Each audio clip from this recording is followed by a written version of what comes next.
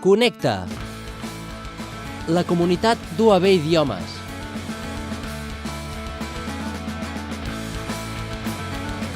Hola a tots i a totes i bon any 2018. Tornem a estar amb vosaltres aquest mes de gener per presentar-vos les activitats gratuïtes que teniu per practicar llengües tant aquests dies com en general aquest segon semestre.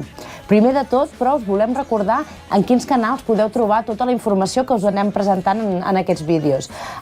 Teniu el nostre web, també el nostre blog, que és el que es mostra en pantalla, i les nostres xarxes socials, Facebook, Twitter, YouTube i Instagram. Us animo a seguir-nos i també a utilitzar aquests canals per posar-vos en contacte amb nosaltres. De cara a practicar llengües, quines activitats d'intercanvi lingüístic teniu? Doncs properament tornarem a tenir una nova edició de les sessions d'intercanvi, de les trobades d'intercanvi amb estudiants de Study Abroad. Si sou estudiants del Servei de Llengües i feu alemany o anglès, podreu participar en aquestes trobades que fem una vegada al mes i que us serveixen per entrar en contacte amb estudiants natius o amb un molt bon nivell d'aquestes llengües i poder practicar. En farem 3 durant aquest semestre i pels estudiants del Servei de Llengües rebreu informació al vostre correu electrònic. Aquest mes no tenim activitat del programa Tandem, el programa d'intercanvis lingüístics de l'Autònoma, que gestiona dinamització comunitària amb la participació del Servei de Llengües, però us podem ja anunciar que hi haurà novetats. Aquest 2018 arriba amb novetats a aquest programa i és que tindrem un nou espai.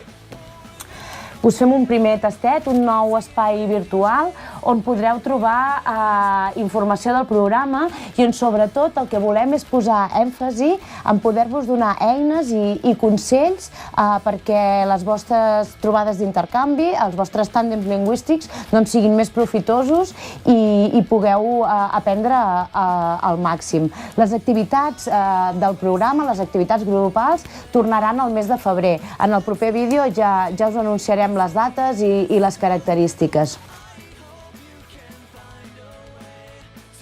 Aquest mes de gener també us volíem explicar que, si no el coneixeu, tenim un espai virtual que és el Centre d'Autoaprenentatge de Llengües on hi podeu trobar moltes eines i recursos per tal de realitzar tant exposicions orals o si heu de fer treballs escrits i ara que arriben aquestes èpoques d'exàmens us poden ser útils i les podeu trobar en diferents llengües. Teniu aquí el cercador on podeu buscar tot allò que necessiteu.